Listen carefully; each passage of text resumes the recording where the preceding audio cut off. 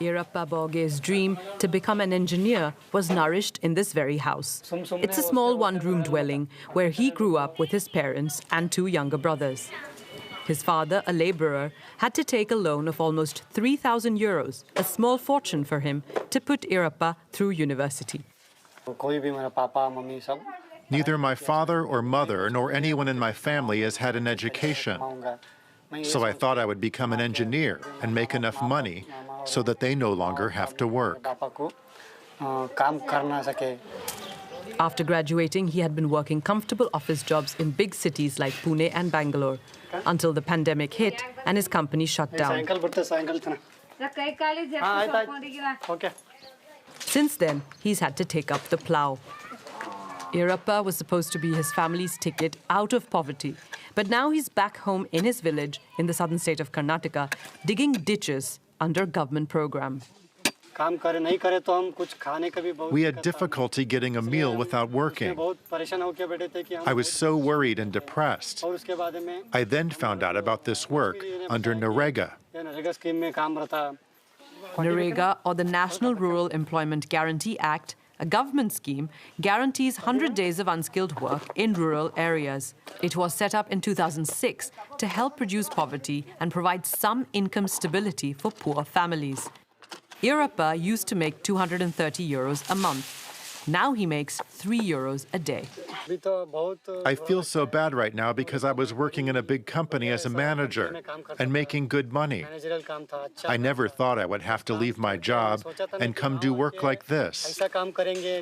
Since April, 60 million households applied for work under this government scheme, a record since its inception in 2006. Irappa is working alongside MBA graduates, bank employees and other professionals. 2020 से पहले मनरेगा काम चलता था. Before 2020, under this scheme, we used to have only unskilled workers. But this year, out of the 300-odd labourers, 30 are highly qualified. These men were made aware of this program by Lakshmi Bavge, a local activist. Any plans of going to Bangalore? I want to go, but haven't yet because of the pandemic. I have had interviews for jobs, but have heard back from no one. The Indian government isn't really thinking about all these young people. They say that this country depends on its youth, but they should actually do something for them. Make some policies, set up a commission, maybe give them a monthly stipend for some time. The nature of India's job market leaves poor workers even more vulnerable in crises such as this pandemic. In March, India instituted one of the world's strictest lockdowns, and that hit the economy hard. In 1 month, 121 million people, mostly in the informal sector, lost their jobs. Those in the formal sector were also badly hit.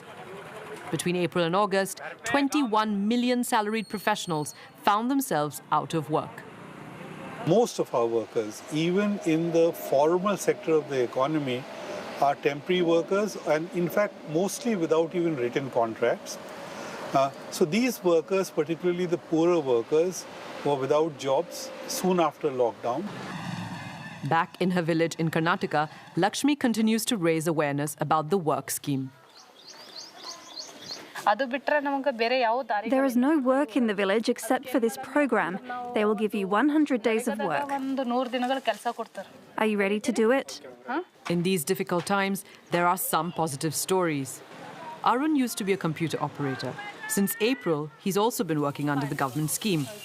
Lakshmi raised around 500 euros through a local organization and helped him start a cyber center, the only one in the village. If people need things like documents, voter ID, bank accounts, I do it for them, so they don't have to go to the nearest town. While unemployment numbers have improved over the past couple of months, experts believe that it will take years for the job market to properly bounce back. Until then, millions in India will have to put their dreams on hold.